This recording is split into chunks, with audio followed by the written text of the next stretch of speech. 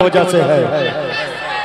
इसलिए याद रखना और एक बात जानो, जितने नौजवान यहाँ बैठे हैं और जितने चचा मेरे उम्र के बैठे हैं, खुदा के लिए इनके हाथों से मोबाइल छीन लो, इन्हें मोबाइल मत देना। इसी मोबाइल ने हमारी बेटियों की जिंदगी को आज सुप्रीम कोर्ट तक पहुंचा दिया। ये बेटी हमारी समझ न सकी, कितने बूढ़े बाप की इज्जत बाजार में नीलाम हो गई, कितने भाई, वो गरीब भाई जो कॉलर खड़ा करके घूमता था, उसकी गुर्बत की इज्जत मटिया मेट हो गई। इसलिए याद रखो नौजवानों, खुदा के लिए अपनी बहनों को मोबाइल मत देना।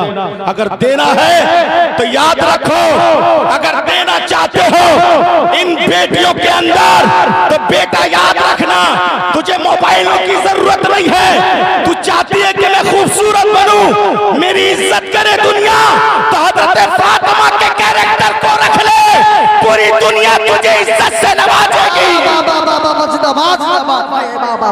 लाजवाब लाजवाब, नारे तकबीर, नारे रिसालत, सरकार की आमद, दिलदार की आमद, आमद रसूल को प्रेम, बाबा बाबा जिंदाबाद। अच्छा, आप लोग एक बात बताइए, अभी तकरीर शुरू नहीं किए, तमीज़ भी नहीं पढ़े, आप लोग को घेर रहे हैं। 10-15 मिनट सुन लीजिएगा, 10-15 मिनट सुन लीजिएगा ना, 15 मिनट से बेसी नहीं सुनाएंगे, है ना? 15 मिनट सुनाएंगे, है ना? 15 मिनट, हाँ सुनिए। अच्छा, एक काम और कर देते हैं, उसके बाद जलसा शुरू करते हैं। जितने जितने बाप बैठे हैं, जिन बच्चों की शादी नहीं हुई, थोड़ा हाथ उठा के बताइए तो किनके बेटों की शादी नहीं हुई। अरे हाथ उठाइए ना भाई, किनके बेटे की शादी नहीं हुई वो बाप हाथ उठाए, और जिसका हो गया वो नहीं उठावेगा। अच्छा, इतने जितने लोग सबने अपने बेटों का शादी कर दिया है, तो ये सब कहां से नजर आ रहे हैं? ये तो बड़ा हादसा हो गया है। बीच में नौजवान लोग भी बैठा हुआ है कि नहीं? अच्छा, जिन लड़कों की शादी नहीं हुई है, जरा वो हाथ उठाओ, उठाओ। मैं एक बात बताना चाहता हूँ, अरे उठाओ ना भाई, शर्माते का है? दुआ कर देखा, कल्ले हो जाएगा। हाँ, अभी हंस रहे हो ना बेटा, होने के बाद पता चलेगा कि कौन सा दर्द घूमता है। सारे लोग हाथ उठा के रखो, जिनकी शादी नहीं हुई है, उठाओ, थोड़ा उठाओ ना। तुम जश्न ईद मिलादुन नबी में आए हो, तुम वादा करो कि किसी गरीब बाप की बेटी से दहेज नहीं लोगे। खड़े होकर बोलो, गवाह बनाओ इन आलिम कराम को, गवाह बनाओ आज के यहाँ के लोगों को। एक लड़का सिर्फ अमल कर देगा तो मेरी जिंदगी भर की तकरीर बेकार है तेरी एक गवाही के लिए। मैं यहाँ भी कामयाब हो जाऊंगा और वहां भी कामयाब हो जाऊंगा। बस एक तकरीर काफी है जिंदगी बदलने के लिए, रोज हंगामा करने से कोई फायदा नहीं, समझ रहे? अब मैं अपनी तकरीर शुरू कर रहा हूं, अब आप मुतमईन होकर सुनिएगा। अब आपको देखना चाहता हूं कि आप कितना देर मुझसे सुनना चाहते हैं। नहमदहु व नस्तईनुहु व नस्तगफिरुहु व नुमिनु बिही व नतवक्कलु अलैहि।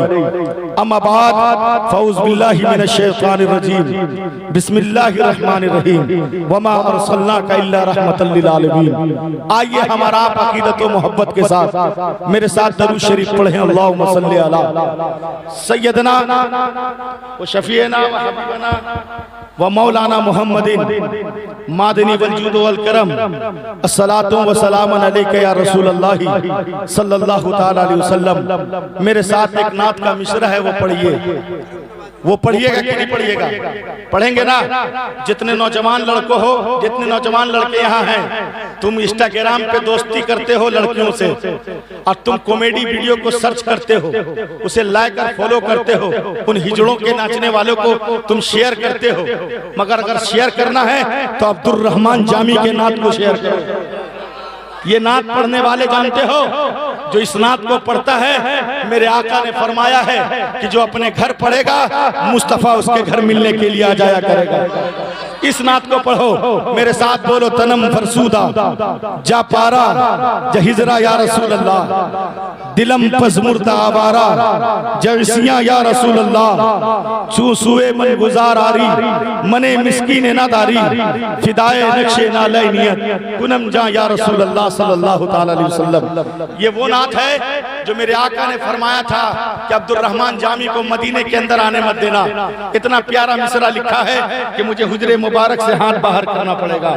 उसे कह देना कि अपने वतन चला जाए और उसे जुमरात के दिन अपने घर में पढ़ेगा। 100 मरतबा मोहम्मद उसके घर मिलने के लिए आ जाया करेगा। ये वो नात है। नौजवानों, तुम लड़कियों को शेयर करते हो, तेरी उम्र पर तेरी जहन पर मुझे लानत आती है, मगर सुनो, एक 9 साल की बच्ची ने अभी एक 9 साल की बच्ची ने पूरे सोशल मीडिया को हिला कर रख दिया। वो बच्ची कहाँ की थी? फलस्तीन की 9 साल की बेटी थी।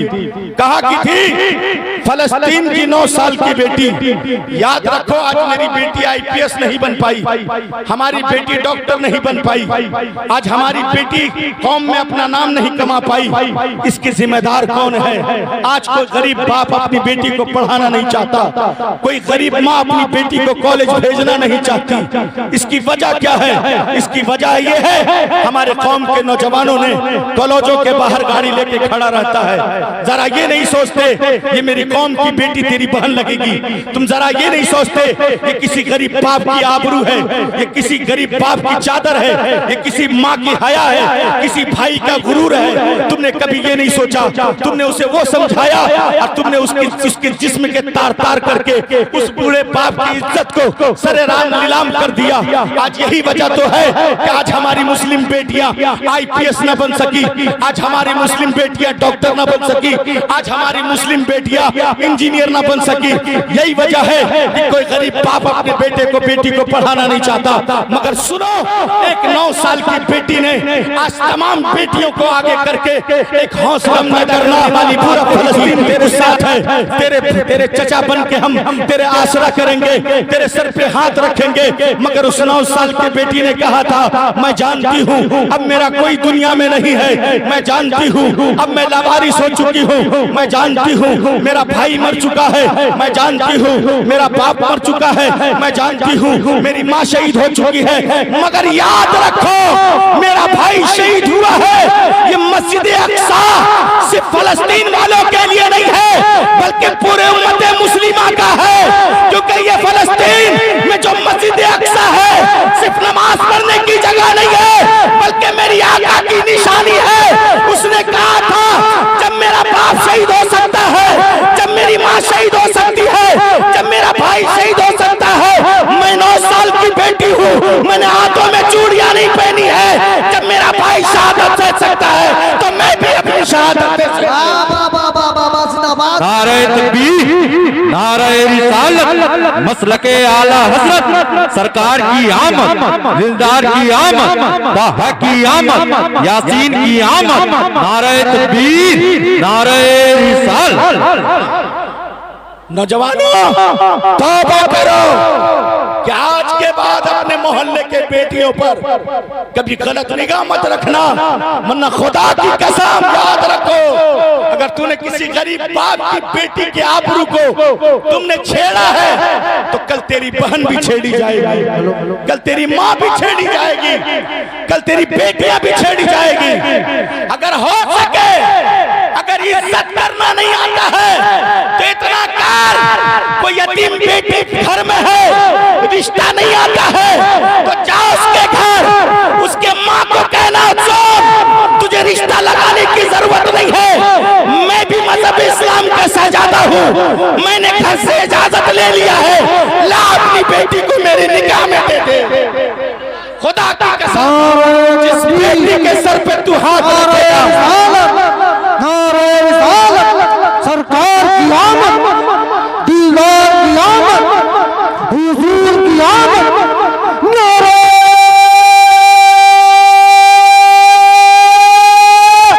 हैदरी। याद रखो, मेरे आका फरमाते हैं, बुखारी की हदीस है, मेरे आका फरमाते हैं जिस यतीम बच्चे पे हाथ रख दिया तो खुदा की कसम कल कयामत के दिन मुस्तफा गारंटी लेता है उसे अपने साथ जन्नत में लेकर के जाएगा। इसलिए अगर नहीं कर सकते तो ये काम जरूर करना। खुदा के लिए इन बच्चियों को मत छेड़ो। तेरी शर्म नहीं मर गई, तेरी गैरत नहीं मर गई। इंस्टीट्यूटों के बाहर खड़े रहते हो, तेरे मोहल्ले की बहन है वो, तेरी अपनी सगी बहन मोमिन बहन है, और तू उसे मोबाइल में मैसेज करता है आधी रात को। अगर कोई लड़की तुझे छेड़े तो उसका हाथ पकड़ना, उसके बाप के पास लेके जाना, कहना तेरी बेटी ने मुझे मैसेज किया है। खुदा की कसम वो बाप तुझे गाली नहीं देगा, तुझे सीने से लगा के इज्जत से नवाजेगा। करना है तो ये काम करो। 12 रबीउल अव्वल का ये मतलब नहीं है कि सिर्फ एक दिन नारा लगा ले। केटीएम में चढ़ के लब्बैक या रसूल अल्लाह का नारा लगाने वालों, सिर्फ एक दिन नारा लगाने का नाम 12 रबीउल अव्वल नहीं है। रबीउल अव्वल पूरे जिंदगी का नाम है। रबीउल अव्वल हर बेबसी का नाम है। रबीउल अव्वल हर गम को दूर करने की दवा का नाम है। रबीउल अव्वल हर यतीमों को सहारा देने का नाम है। रबीउल अव्वल हर नौजवानों को जज्बा पैदा करने का नाम है। रबीउल अव्वल इसका नाम है। तुमने क्या बना के रख दिया है? सिर्फ मजाक नहीं। अगर मुसलमान बनना है तो सच्चा बनो, वरना मत बनो। जानते हो क्यों? हुजूर मुजाहिद मिल्लत मेरे घर पे तशरीफ ला चुके हैं। मैंने तो नहीं देखा है, किस्मत का मारा था, मेरे बड़े भाई ने देखा है। क्यों? हुजूर अमीन शरीयत और हुजूर अल्लामा अकायद अहले सुन्नत हुजूर अरशदुल कादरी अलैहि रहमत व रिज़वान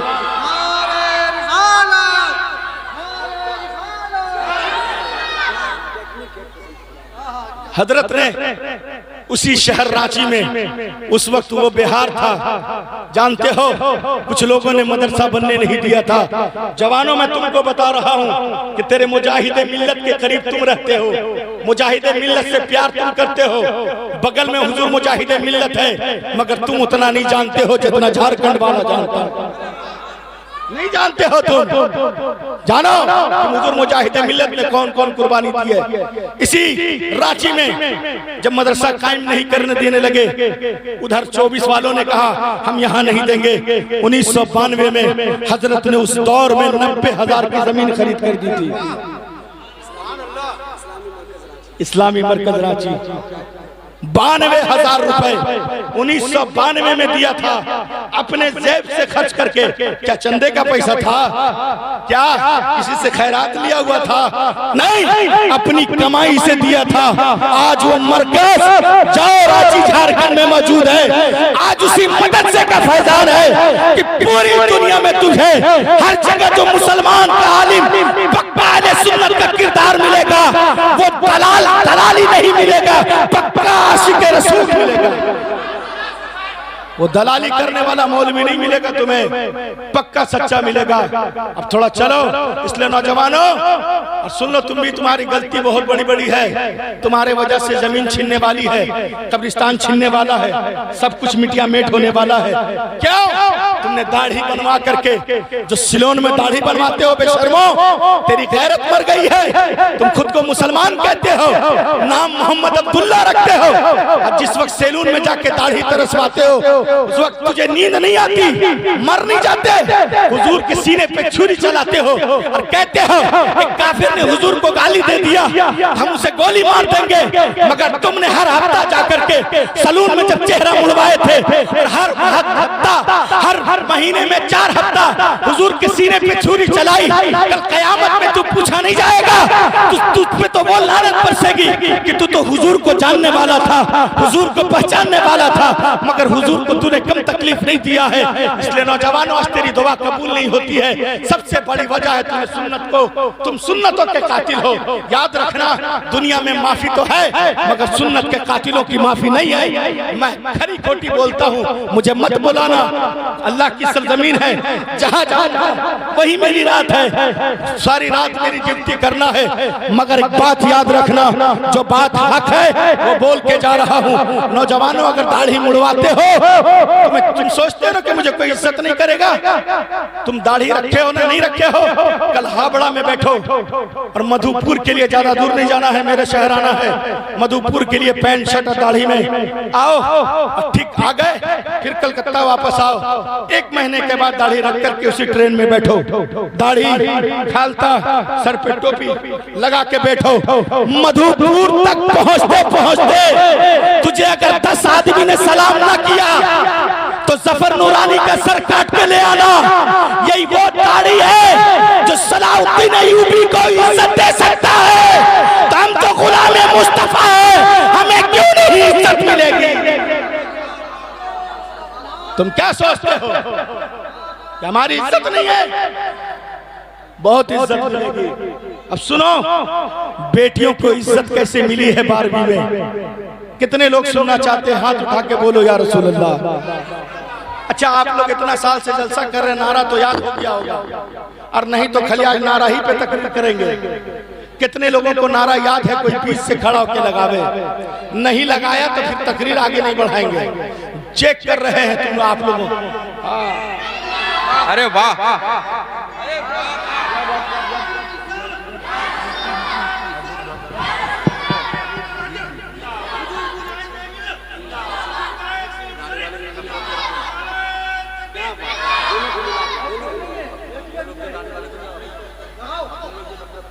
क्या हुआ? नारा लगाने के लिए 2-4 आदमी रखे हैं। ओ महीना पे लाए हैं आप लोग। हम लोग भी नारा लगाने के लिए लियाकत हसन मेहदी को लाए हैं। अगर बंदे ने नारा लगा दिया, कल उस नौजवान के साथ क्या होगा उसकी गारंटी हम नहीं लेंगे। लगवा दे क्या? एक मौजिन साहब थे हमारे यहाँ, तो अजान देने जा रहे थे, तो बड़ी बेसुरी आवाज है। मैंने कहा थोड़ा आवाज सुधार लीजिए। क्या अजान देते हैं? कहा 4000 में मोहम्मद रफी कम नहीं बन सकते, दीजिए 10,000। तब देखिए आवाज, समझ रहे हैं ना? हाँ तो समझिएगा। अब सुनो, 12 रबीउल आने से बेटियों तुमने मेकअप कर करके और शादियों में वो जालीदार कपड़ा पहन करके, शादी में ये मेरा बाप, हम बाप है ना बेटियों के जी, है कि नहीं? हम भाई है कि नहीं? हमने अपनी बेटियों को वो घाघरा और चोली पहना करके लेके जाते हैं, और वो बेटियों का मेकअप करा करके ब्यूटिशियन क्रीम लगा करके लेके जाते हैं। बेशर्मो, गैरत नहीं मर जाती? वहाँ नौजवान लड़का बेटियों को खाना खिलाता है, तेरी शर्म नहीं है? इन बेटियों को खाना खिलवाते हो। बेटी तू भी होश में आ जा, तेरे किरदार ने आज मुसलमानों को जीना जुल्म कर दिया है। तेरे इस बेहयाई ने हम जैसे आलिमों को आज सर उठाने के काबिल न छोड़ा। तेरी इज्जत कहाँ से मिली है? आ मैं बताता हूँ तुझे इज्जत कहाँ से मिली। आज से 1400 साल पीछे चल, तुझे कोई पैदा नहीं करता था, और जब तू पैदा होती थी तो जिंदा मार दिया जाता था। जानते हो हजरत दाइया कल्बी जब कलमा पढ़े थे, कहने लगे या रसूल अल्लाह, मैं कलमा तो पढ़ लिया हूँ, मुझे सारी रात नींद नहीं आती है। मैं जब रात को सोता हूँ, मेरी 6 साल की बेटी आ जाती है और मेरे कॉलर को पकड़ कर कहती है, ए दाइया कल्बी बता मेरा कसूर क्या था? मैंने तेरा क्या बिगाड़ा था? तूने मुझे जिंदा क्यों दफन कर दिया? तूने मुझे क्यों मार दिया? कहते या रसूल अल्लाह, मैं सारी रात नहीं सोता हूँ, सारी रात रोता हूँ। मैंने कलमा तो आपका पढ़ लिया है, मगर मेरी जिंदगी तो सुन लीजिए। मेरे आका ने कहा था दाइया कल्बी जरा अपनी हालात बता तुझे नींद क्यों नहीं आती है? कहने लगे या रसूल अल्लाह, जब मैंने कलमा नहीं पढ़ा था, मैंने 100 से ज्यादा बेटियों को इसी मक्का में जिंदा दफन किया है। 100 से ज्यादा बेटियों को मैंने इसी मक्का में जलाया है। 100 से ज्यादा बेटियों को इसी मक्का में नंगा नाच नचवाया है। कहने लगे मेरे घर भी बेटी हुई, जब बेटी हुई तो मेरी बीवी कदम में गिर पड़ी और कहने लगी ए दाइया कल्बी देख जरा बेटी को देख, कितनी प्यारी बेटी है, कितनी खूबसूरत बेटी है, इसे ना मारो, इसका कसूर क्या है? हजरत दाइया कल्बी कहते हैं कि मेरा दिल फिसस गया, मैं उसे देखा, बड़ा मासूम बेटी थी। मैंने कहा सुनो, मैं इसे नहीं मारता हूँ, मगर घर से बाहर ना निकालना, अगर बाहर निकल गई तो पूरे मक्का वाले इकट्ठा हो जाएंगे, इसे मारना पड़ेगा। कहा हम छुपा के रखेंगे, दामन से लपेट के रखेंगे, मगर बेटी को बाहर निकलने नहीं देंगे। जानते हो उसके हजरत दाइया कल्बी की बीवी ने दूध छुपा के पिलाती थी, कोई जानता नहीं था। 1 साल तक छुपा के रखी, नानी के घर भेज दिया, नानी के घर गई, 2 साल वहां रही और फिर वो आ गई। जानते हो जब 5 साल उम्र हो गई, बच्ची तो बच्ची होती है, खेलते खेलते घर से बाहर आ गई। क्या आ गई? जरा जोर से बोलो। घर से बाहर आ गई। जब बाहर आई ना तो सारे मक्के के लोग इकट्ठा हो गए, कहने लगे ये बेटी किसकी है, कहां से निकली है। लोगों ने कहा ये दाइया कल्बी के घर से निकली है। कहने दाइया कल्बी के घर से, चलो उसके घर को घेरते हैं। दाइया कल्बी के घर को घेरा गया। कहने लगे दाइया कल्बी बता ये किसकी बेटी है। हजरत दाइया कल्बी कहते या रसूलल्लाह मैं कभी कांपा नहीं था, मैंने 100 बेटियों को दफन किया है, मेरा हाथ नहीं कांपा। कितनी बेटियां चीखती थी, चिल्लाती थी, मगर नहीं कांपा। मगर सारे मक्का वालों ने जब मेरी बेटी का पता मुझसे पूछा था, मेरा दिल रज उठा था, मैं कांप उठा था। कहने लगे उसकी मां रो पड़ी। कहने लगे मक्का वालों मैं बहुत दूर चली जाऊंगी, मेरी बेटी को ना मारो। कहने लगे दाइया कल्बी तूने जब 100 बेटियों को मारा था तब तेरी मर्दानगी कहाँ गई थी, तब तेरी शकल कहाँ गई थी, तब तेरा हुनर कहाँ गया था, तब तेरा जुनून कहाँ गया था। आज तेरे घर बेटी हुई है, तू इसे नहीं मारेगा। मक्के का कानून यही है, मक्के का दस्तूर यही है, तुझे अपनी बेटी को मारना होगा। कहते या रसूल अल्लाह जब ये बात कहा ना तो मेरे आका की आंखों से आंसू टपक रहे थे, तेरा के बार हो रहे हैं। दाइया कल्बी बस कर जा। मेरे आका ने कहा था नहीं आगे सुनाओ मामला क्या है। ए बेटियों ये तेरा भाई झारखंड से आया है, खुदा के लिए तुम गैर मर्दों को अपना चेहरा ना दिखाओ, गैर मर्दों को तुम अपना क्रीम ना दिखाओ। अगर सवरना है तो अपने शोहरों के लिए सवरो, अपने बूढ़े बाप को बेइज्जत ना करो, अपने गरीब भाई को रुसवा ना करो। खुदा के लिए तेरी इज्जत वो इज्जत है, तेरी हया वो ये हया है। याद रखो बेटियों मैं जानता हूँ कि अब कोई सलाउद्दीन यूपी नहीं आ सकता है, मगर तेरा किरदार अगर खातूने जन्नत वाला हो गया तो तेरे पेट से गुलाम सलाउद्दीन यूपी जरूर पैदा होगा। नारे तकबीर, नारे रिसालत, मसलके आला हजरत, सरकार की आमद, दिलदार की आमद, ताहा की आमद, यासीन की आमद, मक्की की आमद, मदनी की आमद। नारे तकबीर, नारे रिसालत, सुभान अल्लाह, सुभान अल्लाह। 1 घंटा सुन लीजिएगा ना, 1 घंटा सुन लीजिएगा ना। कितना आदमी सुनना चाहते हैं 1 घंटा? 4-5 गो। पीछे वाला आदमी बोला मौलाना हटे तो दुर्घटना घटे, है ना।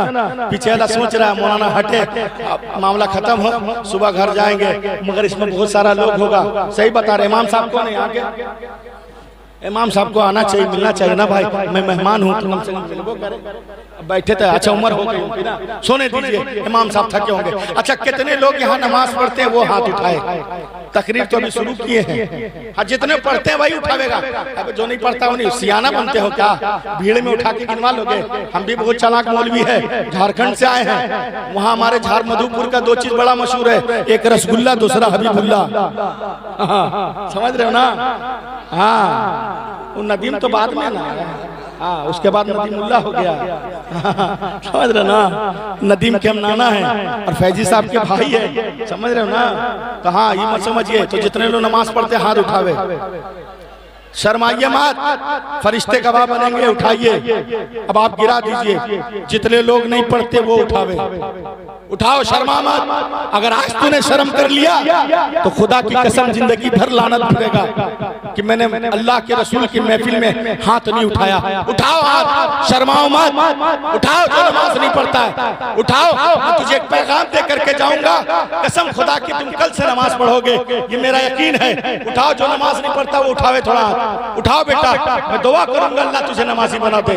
उठाओ हाथ, मैं दुआ करूंगा गौसे आजम के बारगाह में ताकि तू नमाजी बन जा। मैं दुआ करूंगा सरकार ख्वाजा गरीब नवाज के बारगाह में ताकि तू नमाजी बन जा।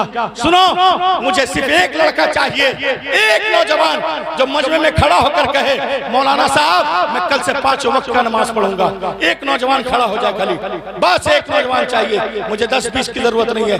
एक नौजवान, तो फिर आगे मैं अपना सफर शुरू करूंगा, आगे की तकलीफ शुरू करूंगा। सोचता होगा कौन मौलाना लाया फंसा दिया, सब सोच रहा होगा फंस गया। एक नौजवान आइए, एक नौजवान खड़ा नहीं होगा तो तकलीफ नहीं करे। आप आगे आइए, बाकी नौजवानों जरा देखो, सीखो, शर्म आती है जब फ्री फायर खेलते हो, माँ बुलाती है। आगे आइए, आगे आइए, आगे आइए, आगे आइए, आगे। और ये माला मेरे तरफ से उनको पहनाओ, पहनाइए आप। पहनाइए। आप इधर आइए, आप ही को बुला रहे हैं, इधर आइए और ये माला उनको पहनाइए कि जलसे वो नमाज पढ़ेंगे। पहनाइए। सुभान सुन्नी के सुन्नियों के जलसे में यही सब होता है। क्या समझ? हाँ, पहनाइए। अल्लाह आपको तौफीक दे। सुभान। ये नौजवान बहुत, अल्लाह आपकी उम्र में अल्लाह बरकत अता फरमाए। आमीन आमीन। सुनो, ये नौजवान फ्री फायर खेलते हो ना, जब माँ बुलाती है तो नहीं सुनता है, मस्जिद में अजान होती है नीचे बैठ के खेलता है। और ये बूढ़ा बाप मुझे दवा लाने के लिए कहता है 12 से 1 बजे तक ये नौजवान फ्री फायर और पबजी खेलते हो। मगर सुनो, इस गेम को बनाने वाला कौन है मुझसे पूछो, जरा गूगल सर्च करो, पता चलेगा तुझे किस फ्री फायर को बनाया किसने है। इस फ्री फायर को बनाने वाला सिंगापुर है, सिंगापुर में से बनाया गया है। यहूदियों की एक जमात ने इसी सिंगापुर में मीटिंग किया कि मुसलमानों को कौन ऐसा गेम दिया जाए जिससे मुसलमान कुरान से दूर हो जाए, जिससे मुसलमान नमाज से दूर हो जाए, माँ को माँ न समझे, बाप को बाप न समझे। अच्छे नौजवानों इधर देखो, एक बात सोचो, किसी बेकसूर को मारना हराम है कि हलाल है? जोर से, जोर से। हराम है। फ्री फायर में तुम मारते हो कि नहीं?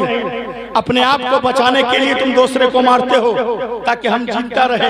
यही तो वो गेम सिखा रहा है कि तुम्हें अपनों को मारना है, अपने आप को बचाना है। मजहब इस्लाम वो मजहब है, मेरे आका का शरीयत वो शरीयत है। मेरे आका तो वो है कि अपने दुश्मनों को कहे, अपने दुश्मनों को कहे, अबू जहल तूने मुझे गाली दी है, तेरा बेटा कलमा पढ़ेगा। ए अबू जहल तू मुझे गाली देता है, तेरा बेटा मुझ पे ईमान लाएगा। ए अबू लहब तू मुझे गाली देता है, तेरी बेटी मेरा कलमा पढ़ेगी। ये मेरे आका ने सिखाया है। इसी सिंगापुर ने, यहूदियों के एक जमात ने इसी सिंगापुर में इस गेम को बनाया और पूरे हिंदुस्तान में 85% खेलने वाला मेरे मुसलमान बेटा है, मेरी मुसलमान बेटियां हैं। 85%। तुम कहते हो मुझे नौकरी नहीं मिलती, कहां से मिलेगी तुझे नौकरी? तो नौकरी के लायक बचा कहां है? तूने तो फ्री फायर में वक्त गुजारा है। अगर एक बार आंसू अगर गौसे पाक के नाम पे बहा लेता, एक बार अल्लाह के रसूल पे बहा लेता, खुदा की कसम बेटा पूरी दुनिया तेरे कदमों पे गिर जाती, तुझे पूरा उड़ीसा सलाम करके करता। तूने कभी किया है? तुझे दरूद पढ़ने के लिए कहा जाएगा तुम तू पढ़ेगा, ऐसे तू दरूद कहाँ पढ़ता है? और अपने आप को मुसलमान कहलाते हो। शर्म करो, या तो खुद बदल जाओ या तो अपने किरदार को बदलो। और सुनो, जो माँ बाप को पारी पे खाना खिलाते हैं 10 दिन 20 दिन, शर्म करो, गैरतो, बेहयाओ। 3 बेटे हो, माँ को 10 दिन, बाप को 10 दिन खिलाते हो और मोहल्ले वाले को बताते हो माँ को मैंने रखा है, बाप को मैंने रखा है। एक बात याद रखो, इस जुमला को बोलना बदल दो कि बाप को मैंने रखा है, माँ को मैंने रखा है। तेरी औकात नहीं है कि माँ को रख सके। माँ ने जो तुझे पेट में रखा था वो दर्द का हिस्सा तू अदा नहीं कर सकता है। ये बूढ़ा बाप जो पूरी जवानी तुझे अपने खून से पाला है, उसके किरदार को तू अदा नहीं कर सकता है। तुझे ये नहीं कहना है, तुझे ये नहीं कहना है कि मैंने बाप को रखा है। अगर कहना है तो कहा कि बाप ने मुझे रखा है, माँ ने मुझे रखी हुई है। क्या कर दिया रे भाई? मैच से आवाज खोलो, छेड़छाड़ छोड़ दो खुदा के लिए। वहाँ कुछ मत कीजिए, इधर उधर उंगली मत कीजिए। अगर हमने उंगली कर दिया तो मजमा भाग जाएगा। समझ रहे हैं ना? ऐसा आपका बाजा अच्छा है, खूबसूरत भी लग रहे। क्या नाम है आपका? संजीव। अच्छा साउंड है, अच्छा बजाते हो, अच्छा बजे, है ना? चलिए ठीक है। ये कैमरा वाला मैन, आजकल तो कैमरा पे बोलने से डर लगता है। ये लोग बड़ा सियाना हो गया है, वही बतवा रिकॉर्ड करके छोटा सा बनावेगा 1 मिनट का और इंस्टाग्राम पे छोड़ेगा।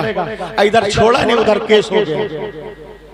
इन लोग भी कम हिसाब किताब में नहीं रहता है। यही वजह तो है आज एक मौलाना ने सच कहा था, हमारे अजहरी ने, सलमान मुफ्ती सलमान अजहरी साहब ने सच कहा, तो आज पूरे कौम के, आज जब शुरू में जब हजरत ने कहना शुरू किया था ना, ये वो मुसलमान है, नारा लगा रहा था, लब्बैक या रसूल अल्लाह, लब्बैक या रसूल अल्लाह, लब्बैक या रसूल अल्लाह, जान दे देंगे हम, एकदम चढ़ के कूद देंगे। अभी हजरत जेल में है, कोई गया मिलने के लिए? अरे गए हो? तुम वो कौम हो जो आगे बढ़ाना जानते हो, किसी को बचाना नहीं जानते। मुफ्ती सलमान अजहरी पर पोटा लग गया है, 3 साल बाहर नहीं आ सकते, समझे? 3 साल बाहर नहीं आ सकते। मगर सुनो, ये टोपी, ये दाढ़ी हमने किसी दुनियादार के लिए नहीं रखा है। हम मरते दम तक अपनी हक बात, चाहे एक आदमी हो चाहे 1 लाख हो, क्योंकि हमने ये ठेकेदारी किसी दुनियादार के लिए नहीं की है, किया है तो अहमद मुख्तार के लिए किया है, समझे? इसलिए अगर वफादारी निभाना तो पूरी निभाना। और आज के बाद ये जुमला बोलना छोड़ दो कि बाप को मैं रखता हूँ, माँ को मैं रखता हूँ, तेरी औकात नहीं है माँ रखने की। उसने जो दर्द 9वां महीना में सहा था ना पैदाइश के वक्त, तो उसका एक हिस्सा अदा नहीं कर सकता है। ये बूढ़ा बाप जो सामने बैठा है ना, ये घर में नहीं रोता है, जानता है कि मैं रो दूंगा तो मेरा घर बिखर जाएगा, मेरी बीवी बिखर जाएगी, मेरा बच्चा बिखर जाएगा। हाँ, ये रोता है, मैं सामने बोलता हूँ कि ये रोता है, वो जगह मैं बताता हूँ। सुनो, ये जुमा के दिन जाना, इस बूढ़े बाप के पीछे खड़े हो जाना, मुसल्ले में जुमा के दिन पीछे खड़े हो जाना, ये सजदे में रोता है, ऐ मेरे परवरदिगार, मैं बुढ़ापे के दहलीज में आ गया हूँ, मैंने दादा बन गया हूँ, मैंने नवासा देख लिया, मैंने नाती देख लिया, मैंने पोता देख लिया, मैंने सब कुछ देख लिया। तूने मुझे बाप बनाया था, मुझे औलादे दी थी, अब मैं बुढ़ापे के दहलीज में आ गया हूँ, मैं दुनिया छोड़ के जाने वाला हूँ। मेरी दुआ यही है, ऐ मेरे परवरदिगार, कि मैं कलमा पढ़ते हुए दुनिया से जाऊं और मेरे बेटे को कयामत तक, मेरे नस्ल को ला ईमान के हालत में रखना, तंदुरुस्त रखना।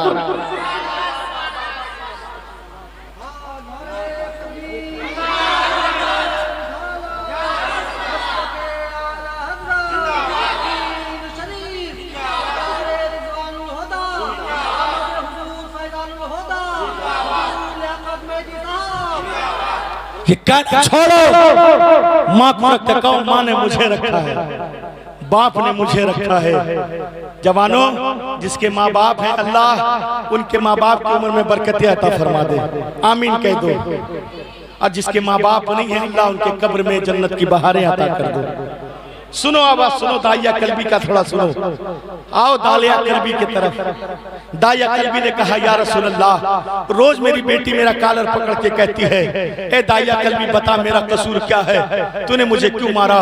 मेरे आका ने कहा था बता क्या हुआ? कहने लगे, या रसूल अल्लाह, 5 साल तक हमने छुपा के रखा था, बेटी बाहर आ गई। जब बेटी बाहर आ गई ना, तो सारे मक्का वालों ने घेर लिया और पूछने लगा, दाइया कल्बी से तूने कैसे बचाया? जब 100 बेटी को तूने मारा था, तब तेरी गैरत कहाँ मर गई थी? तब ये तुझे याद नहीं था कि मक्का का निजाम क्या है, मक्का का कानून क्या है? वो कहने लगा, जब ये जुमला मक्का वालों ने कहा ना, तो अंदर की गैरत जाग उठी, मेरे अंदर का जानवर जाग उठा, मेरे अंदर का शैतान जाग उठा। कहा, मैंने 5 साल की बेटी के बाल को अपने हाथों से पकड़ा और घसीटना शुरू किया। मेरी 5 साल की बेटी रोकर कह रही थी, बाबा कल तक तूने मुझसे प्यार किया था, बाबा कल तक तूने मुझे कहानी सुनाई थी, बाबा तूने मुझे सीने से लगा के रखा था, बाबा कल रात को तू कलेजे से लगा के सुलाया था, बाबा मैं खाना नहीं खाती थी, तू मुझे उठा के खिलाता था, बाबा मुझे तू मेरे बाल को झाड़ता था, बाबा तू मुझे संवारता था। जिसकी बेटी है जरा उस बाप से पूछो, जिसकी बेटी 5 साल की है, दरवाजे पे दस्तक देना। इसी तुम बाजार में, इसी बालूशाही के बाजार में तुम थके हरे दिन भर काम करते हो, जब शाम के वक्त घर आते हो, तेरी 5 साल की बेटी है, दरवाजे पे दस्तक दस्तक देना, खुदा की कसम तेरा बेटा बिस्तर पे होगा, बेटा खेलता होगा, मगर 5 साल की बेटी दौड़ते हुए आएगी, बाबा कह के सीने से जब लग जाएगी, बाप अपना थकान भूल जाता है, माँ रो रही होती है, 5 साल की बेटी दामन खींच ले, माँ रोना छोड़ करके गोदी से उठा लेती है, कहने लगे या रसूल अल्लाह, मैंने अपनी बेटी के बाल को जब पकड़ा था और जब जमीन से घसीट रहा था, मेरी बेटी के पाँव की पिंडलियां पत्थरों में लगड़ा रही थी, पाँव से खून निकल रहा था, मेरी बेटी चीख रही थी, कह रही थी बाबा मुझे न मारो, मेरा कसूर क्या है, मैंने तेरा क्या बिगाड़ा है, 5 साल तक तूने मुझसे प्यार किया है, 5 साल तक कलेजे से लगा के रखा है, 5 साल तक तूने दुनिया की बातें सिखाई है, मगर आज तू मुझे मारने पर आमादा क्यों है। कहते हजरत दाइया कल्बी,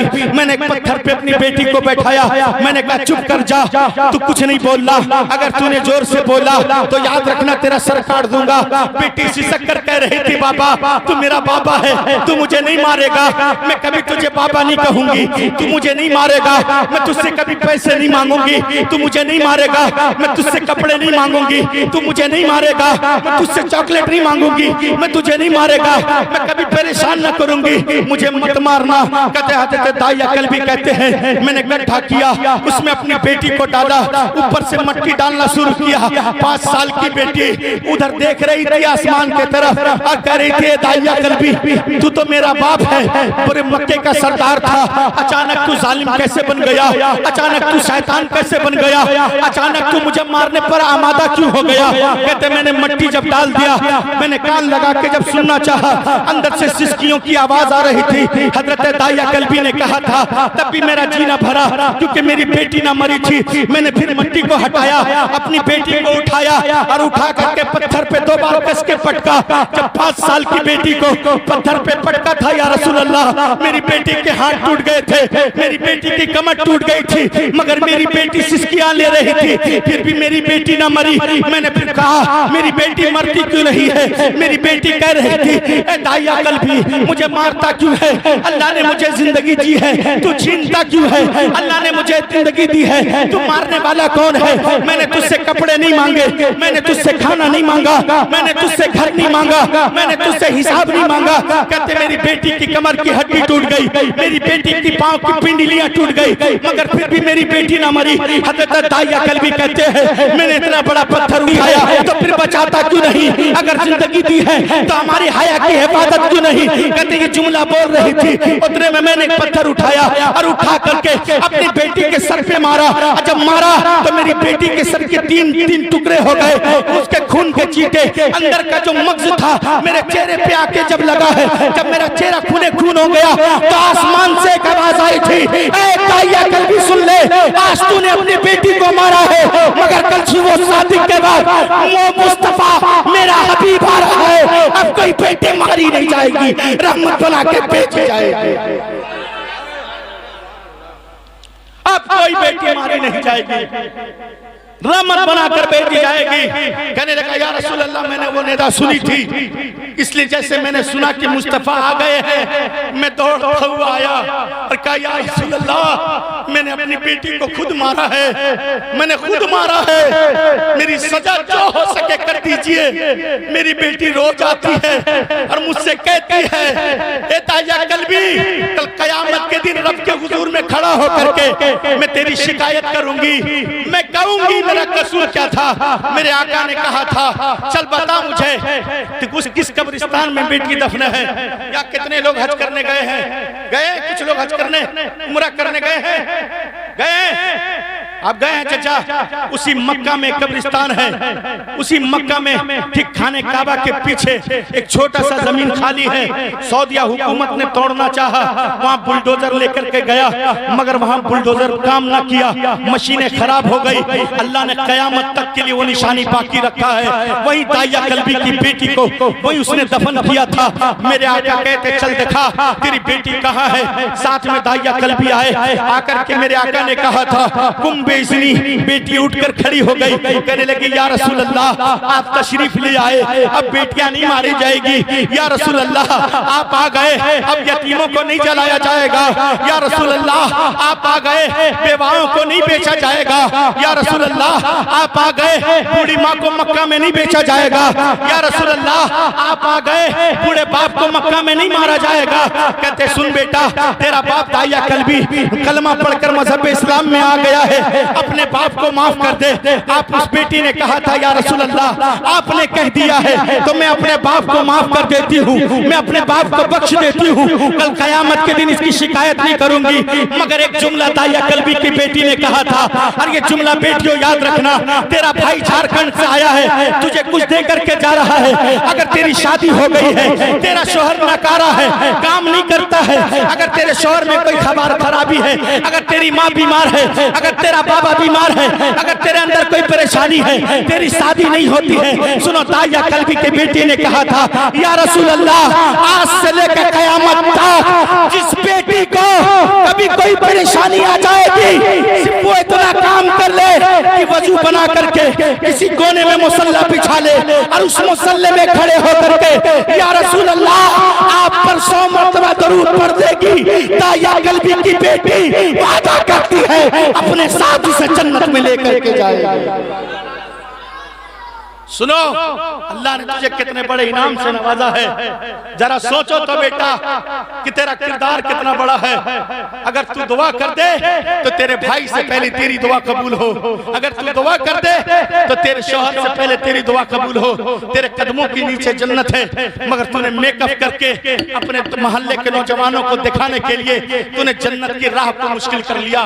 तूने नहीं समझा कि तुझे अल्लाह ने कितना मोतबर बनाया है, तू नहीं समझ पा रही है। बेटा समझो कि अल्लाह ने तुझे कितना, तुझ पर कितनी बड़ी मेहरबानी की है। जन्नत, हर आदमी जन्नत में जाना चाहता है, तो सिर्फ इसलिए जाना चाहता है, सिर्फ इसलिए कि हम अच्छे काम करें तो जन्नत में जाएं, हम नमाज पढ़े तो जन्नत में जाएं, हम रोजा रखें तो जन्नत में जाएं। मगर खुदा की कसम बेटी, जैसे तू माँ बन जाती है, तेरे पेट में जैसे बच्चा आ जाता है, अल्लाह तबारक व तआला फरमाता फरिश्तों जाओ जन्नत उठा के ले जाओ। रहमत वाली बेटी थी, आज उसके पेट में बच्चा आ गया है, हामला हो गई है, जा जन्नत उसके कदमों में रख दे। इसलिए जैसे वो बेटा पैदा होगा अपनी माँ को जन्नत समझ करके चूमेगा। जरा समझ तो बेटा, तूने तो होटलों में गैर लड़कों के साथ हिंदू लड़कों से दोस्ती कर ली। बेटा अपने बाप को ना बेचो खुदा के लिए, अपने भाई को शर्मिंदा ना करो। बेटा तेरा होना बहुत जरूरी है, तेरा बदलना बहुत जरूरी है। ये नौजवान दिन भर काम करता है, दिन भर धूप में जलता है, इसलिए जानता है कि मैं घर के माहौल को नहीं बदल सकता। मगर तू नमाज पढ़ेगी तो तेरी बेटी नमाजी बनेगी, तू नमाज पढ़ेगी तेरा शौहर नमाजी बन जाएगा, अगर तू नमाज पढ़ेगी तो तेरा पूरा खानदान नमाजी बन जाएगा। इसलिए बेटा तू नमाज पढ़ना, खुदा के लिए अपने आप को ना बेचो। अपना 1400 साल पहले का। और सुने मुझे कुछ और इम्पोर्टेंट बात बताऊंगा। बोलो आ रहा आधा घंटा 1 घंटा कि बंद कर दे? अरे बोले कि नहीं बोले? बोलिए ना। कितने लोग सुनना चाहते हैं? थोड़ा हाथ उठाकर कहो या रसूल अल्लाह। जोर से, और जोर से, और जोर से, और जोर से। जरा सुनो आओ। हजरत सारसा बिन नाजिया कहते मैंने कलमा नहीं पढ़ा था। हजरत सारसा बिन नाजिया कहते मैंने कलमा नहीं पढ़ा, मैं कलमा नहीं पढ़ा, काफिर था। मेरा ऊंट गुम हो गया, मैं अपने ऊंट को तलाश करने के लिए घर से निकला। मैं ऊंट पे सवार हुआ और खोजने लगा मेरा ऊंट कहाँ गया है। बेटी आज मेरी पूरी तकरीर तेरे पर है, इसलिए कि आज इन बेटियों ने आज कितने बाप को नीलाम कर दिया है। आज बेटियों ने कितने भाई को बेशर्मी पर गाली और ताना सुनने के लायक बना दिया है। अगर तू बदल जाती तो खुदा की कसम तेरा पूरा खानदान बदल जाता। इसलिए सुनो, हजरत सारसा बिन नाजिया कहते हैं कि मैं जब ऊंट तलाश करने के लिए निकला तो जैसे मैं मामूना के करीब गया तो मेरा ऊंट चल रहा था एक चरवाहे गाह में। मैंने देखा एक चरवाहे गाह है, मेरा ऊंट चल रहा है। मैंने अपना ऊंट खड़ा किया, वहाँ एक बूढ़ा बाबा बैठा था। मैंने कहा बाबा ये ऊंट मेरे हैं? कहने लगा हाँ 2 दिन से यही है, आप ले जाइए। कहते मैंने रस्सी निकाला, ऊंट के गर्दन में बांधा, जैसे लेकर के निकलना चाहा, अंदर से बच्चे की रोने की आवाज आई। क्या आवाज आई? क्या आवाज आई? थोड़ा जोर से। रोने की आवाज आई, बूढ़ा बाप खड़ा हो गया और खड़ा होकर कहने लगा लड़का है कि लड़की है? क्या बोला? थोड़ा जोर से पीछे वाले बोलो, लड़का है कि लड़की है? अंदर से आवाज आई लड़की है। बूढ़े का तेवर बदल गया। का लड़की है? कहा का जल्दी इसको मार दो, अगर नहीं मरती है तो चलो जल्दी से आग लगाओ, इसको 1 घंटे की बेटी को जिंदा जला दो, खबरदार जल्दी करो, मार दो। हजरत सारसा बिन नाजिया ने कहा यार 1 घंटे की बेटी है, अभी 1 घंटा हुआ है पैदा हुए, तू उसे मार देगा? कहा मार दूंगा। कहने लगे सुन, मुझे वो बेटी मुझे दे दे। ला मैं रख लेता हूँ, मुझे दे दे। कहने लगे ऐसे नहीं देंगे, पैसे लगेंगे। कहने लगे क्या लेगा? मैं देने के लिए तैयार हूँ। कहने लगा ये जो 2 ऊंट आए हैं गुम होकर के मैं रख लूंगा, जिस ऊंट पर आप सवार होकर आए हैं वो भी ऊंट में रख लूंगा। बस ठीक है, बच्ची मुझे दे दे और मक्का तक मुझे छोड़वा दे, मैं जाने के लिए तैयार हूँ। कहते हजरत सारसा बिन नाजिया कि मैंने उस बच्ची को सीने से लगाया, लेकर के अपना घर आया मक्का। और जब मैं मक्का आया ना, अपने गुलामों को दिया, खादमा को, कालो उसको हिफाजत से रखना, इसे टाइम टाइम पर दूध पिलाना, इसको जो घटे इसको देना। सुनो, इस बेचारी की किस्मत मारी है, इसका बाप मर चुका है, इसकी माँ मर चुकी है, पूरी दुनिया इसे मारना चाहती है, इसको कोई तकलीफ ना होने देना। हजरत सारसा बिन नाजिया कहते हैं असर के बाद में आता था, उस बच्ची को गोद में लेके खिलाता था। बच्ची मेरे दाढ़ी के साथ जब खेलती थी मेरे आंख से आंसू टपक जाते थे। कहते मुझे नेकियों का चस्का लग गया, मैंने कलमा अभी नहीं पढ़ा था। कहने मैंने कलमा नहीं पढ़ा था। कहने मैं पता लगाने लगा वो कौन कौन सा कबीला है जो बेटियों को मारता है। मैं हर कबीले में जाता था तो ऊंट खरीद के देता था, बेटियां उठा के ले आता था। मैं हर कबीले में जाता था, कौन बेटियों को जलाता है, वहां से बेटियां खरीद के ले आता था। आए अल्लाह के रसूल के पास और कहने लगे या रसूल अल्लाह, मैंने 360 बेटियों को अपने घर में जेरे तालीम रखा है, क्या अल्लाह मुझे इसका अज्र देगा? मैंने 360 बेटियों को जिंदगी बचाई है, मैं उसे पढ़ाता हूँ, उसे वक्त पे खाना खिलाता हूँ, उसके जिंदगी को संवारता हूँ, क्या अल्लाह मुझे इसका अज्र देगा? मेरे मुस्तफा खड़े हो गए, हजरत सारसा बिन नाजिया को सीने से लगाकर कहा था ऐ सारसा सुन, अगर आज तुझे कलमा तैयब नसीब है तो किसी दुनियादार के वजह से नहीं, उन बेटियों के वजह से तुझे कलमा नसीब हुआ है। अगर आज बेटी है तो उसे बोझ मत समझिएगा, खूब पढ़ाइएगा। नारे तकबीर, नारे रिसालत, गौस का दामन या गौस, नारे तकबीर। अब सुनो, और बेटी तू सोचती है ना कि मेरे अंदर हिम्मत नहीं है, आओ मदीने की बेटी की बात बताता हूँ, तेरे अंदर बहुत हिम्मत है, तू बहुत किरदार वाली है। आज मैं बताता हूँ तेरा किरदार क्या है। एक मदीने की बेटी थी, सोना खरीदने के लिए मदीने से बाहर निकली, सोना खरीदने के लिए। जब बाहर निकली ना तो यहूदियों के बाजार में चली गई, वो पूरा निकाब लगाई थी, बुर्का लपेटे हुए। वो यहूदी ने सोना दिया तो जैसे वो हाथ निकाली ना, उसकी खूबसूरती को देखा, समझ गया लड़की बड़ी खूबसूरत है, उसके हाथ को पकड़ लिया। उस यहूदी ने क्या किया, हाथ को पकड़ लिया और कहने लगा सुन, मेरे दिल की तमन्ना है कि आज रात मेरे साथ मुंह काला कर ले, मैं सारी दुकान का सोना तेरे नाम करने के लिए तैयार हूँ। उसने कहा मैं पूरे दुकान का सोना, आज की कुछ बेटियां सिर्फ एक मोबाइल के लिए किसी के साथ होटल में चली जाती है, आज हमारी बेटियां किसी के साथ सिर्फ 5000 के लिए किसी के साथ अपने आप का सौदा कर देती है। मगर सुनो, उस ठेकेदार ने कहा था मेरे दुकान में जितना सोना है मैं सब देने के लिए तैयार हूँ, आज की रात मेरे साथ मुंह काला कर ले। मगर उस बेटी, मदीने की बेटी, उसने कहा था सुनो, मैं मदीने के रहने वाली हूँ, जो बेटी मुस्तफा के नाम पर अपने आप को बेच ले फिर दुनिया की दौलत उसे खरीद नहीं सकती है, फिर उसे कोई खरीद नहीं सकती। कहने लगे नहीं, मैं तेरे साथ ये काम नहीं कर सकती, ये हराम है। तो उस यहूदी ने रास्ते पे हाथ रखा, कि तुझे कौन बचाएगा, ये यहूदियों का इलाका है, हम तो तेरी इज्जत लूटेंगे। उस बेटी ने एक बात कहा था, सिर्फ एक बात। क्या कहा उसने?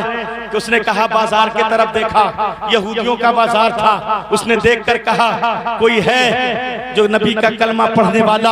आज किसी बहन की इज्जत लूटी जा रही है, आज किसी बहन की इज्जत के तार तार किए जा रहे हैं, आज किसी बहन की बेटी की आबरू लूटी जा रही है। कोई है कलमा पढ़ने वाला जो मेरी इज्जत बचाए। उस यहूदी के बाजार में एक मुसलमान था जो सब्जी खरीद रहा था। जब उसने कान लगाकर सुना कि कोई कह रहा है, कोई कह रही है कि कोई है नबी का कलमा पढ़ने वाला, उसने हाथ से अपने झोला जिसमें सब्जी था उसने फेंका और अपने मियान से तलवार निकाला और दौड़ा उस तरफ। और उस यहूदी ने जो हाथ पकड़ा था, उस यहूदी के हाथ पे एक जोर लगाई।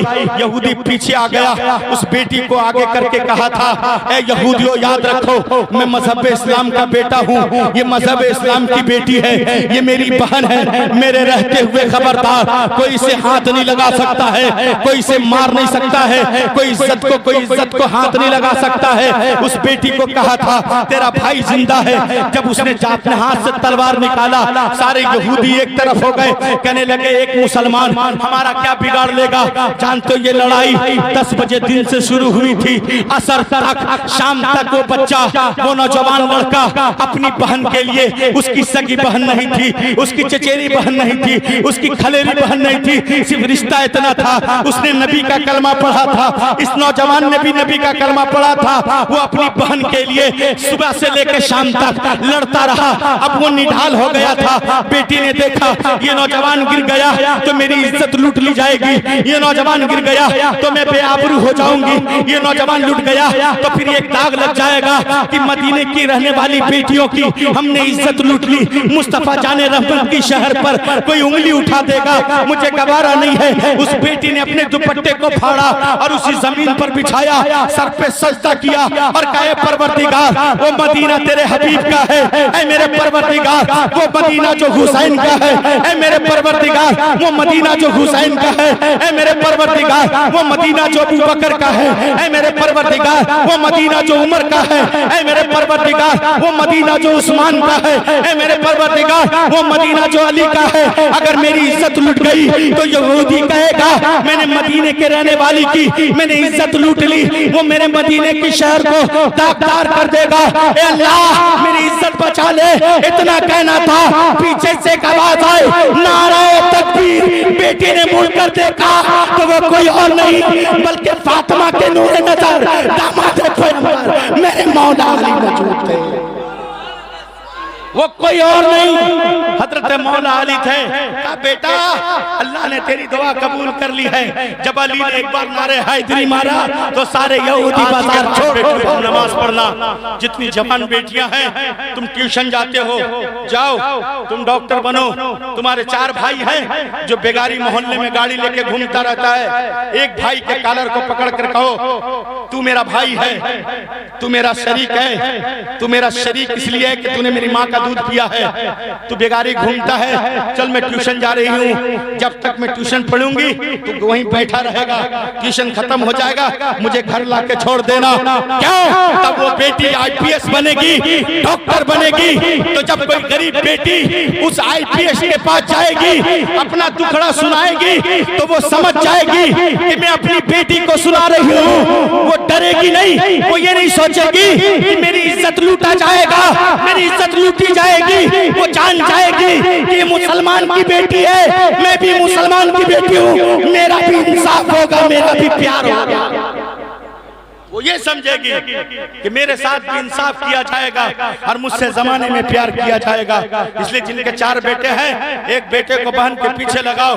अगर बाजार जाती है तो एक बहन भाई साथ में जाएगा, ट्यूशन तक लेके जाओ और उसे लेकर के आओ। इसी वजह है। और एक बात याद रखना, 1400 साल पहले मेरे मुस्तफा ने कहा था कि जिसने अपनी निगाह नीची कर ली, खुदा की कसम उसके घर में कोई पैदा हो ना हो, गुलाम हुसैन जरूर पैदा होगा। इसलिए वही तो पैदा होगा होगा, जहाँ हया होगी वहीं तो गुलाम मुस्तफा पैदा होगा।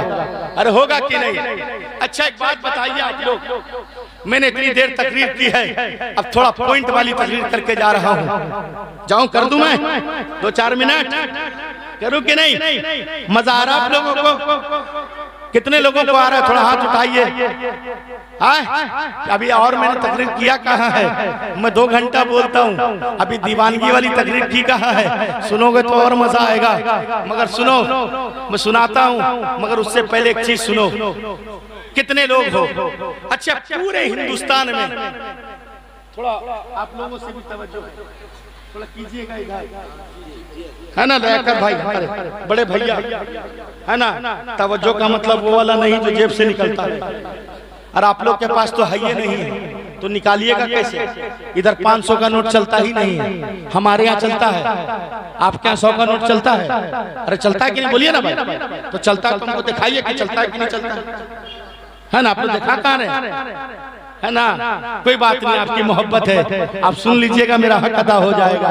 सुनो, पूरे हिंदुस्तान में कितने, मैं पूरे हिंदुस्तान की बात कर रहा हूं, पूरे हिंदुस्तान में, पूरे बोलो, थोड़ा जोर से बोले, हिंदुस्तान में सैयदों की इज्जत 2 लोगों ने सिखाई है।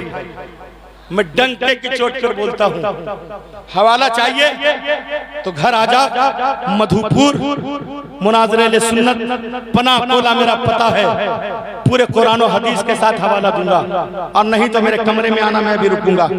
2 लोगों ने हिंदुस्तान में करम फरमाई की है। एक का नाम वो है जो बरेली की चूटी चटाई पर बैठकर कहता है, एक वो है जो बरेली की टूटी चटाई पर बैठकर कहता है, कौन देता है? देने को मुंह चाहिए, देने वाला है सच्चा हमारा नबी। और फिर कहता है, कैसे आकाओं का है बंदा रजा, बोल वाले हैं मेरे सरकारों के। और फिर कहते हैं, मेरे रजा तेरे नस्ले पाक में है, बच्चा बच्चा नूर का, तू है आईने नूर, तेरा सब घराना नूर का। कौन रजा? वो अच्छे रजा, सच्चे रजा।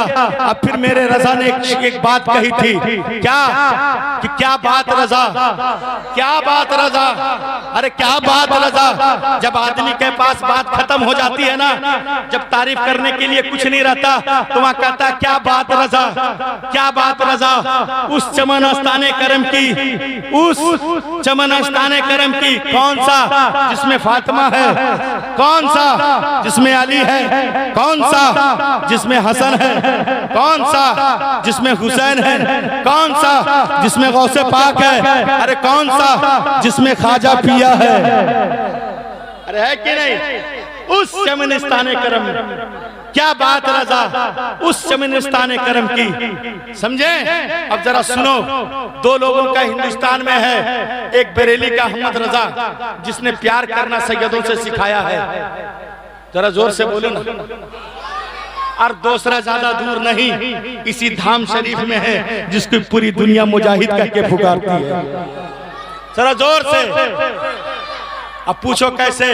हुजूर मुजाहिदे मिल्लत पटना गए, पटना से दानापुर गए, वहां बहुत बड़ी खानका अबुल उलाइया है, बहुत बड़े पीरो मुर्शिद है अबुल उलाइया, आले रसूल हैं। मुलाकात के लिए गए, आखिरी जमाना था, हजरत का बीमार थे, हुजूर मुजाहिदे मिल्लत मिलने के लिए चले गए। तो पता चला कि हबीब आया है, कमरे में कहा जल्दी से नाश्ता लगवाओ। तो उनके बड़े साहबजादे आए नाश्ता लेकर के, बहुत छोटे थे, तो जब नाश्ता लेके आए ना, तो मेरे मुजाहिदे मिल्लत खड़े हो गए। वो नाश्ता रखा, चला गया, फिर बैठ गए, फिर पानी लेकर के वो नौजवान आया, सैयद ज़ादा आया, तो फिर खड़े हो गए, फिर पानी रख के चला गया, फिर बैठ गए, फिर थोड़ी देर के बाद दस्तरखान उठाने आया, फिर हुजूर मुजाहिदे मिल्लत खड़े हो गए। जब वो चला गया तो फिर बैठ गए। और यही हुजूर मुजाहिदे मिल्लत है, जब कछौछा जब तक गए आप कभी सीढ़ी पे नहीं चढ़े, यही मुजाहिदे मिल्लत है। तो अबुल उलाइया सरकार ने कहा था, मुजाहिद मेरे हबीब तो बार बार खड़ा क्यों होता है? जब मेरा बेटा आता है क्यों खड़ा होता है? बैठा क्यों, बैठा रहा। तो फिर जानते हुजूर मुजाहिद मिल्लत ने एक जुमला दिया था और कहा था, ए लोगों, खुदा की कसम याद रखो, सैयद सैयद होता है, अगर उसकी कोई अपनी खराबी है तो कल खुदा के घर में जवाब देगा। हम उसके ठेकेदार नहीं हैं, क्योंकि उसने रिश्ता नबी पाक से जोड़ा है।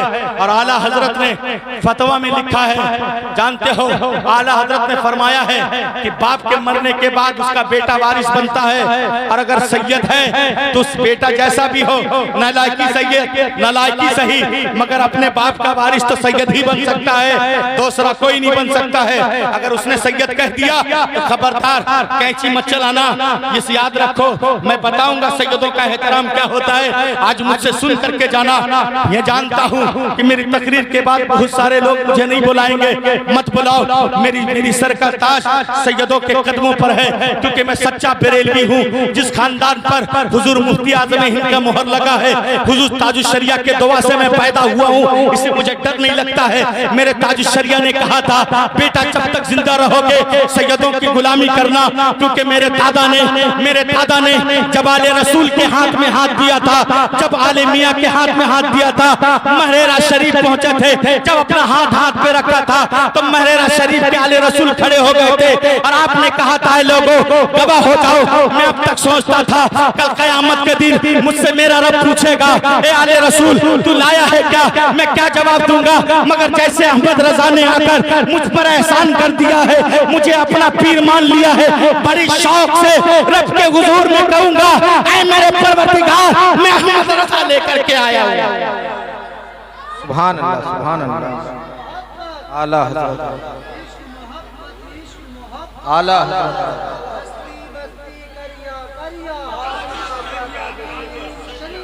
जिंदाबाद। जरा सुनो, दो लोगों का एहसान है।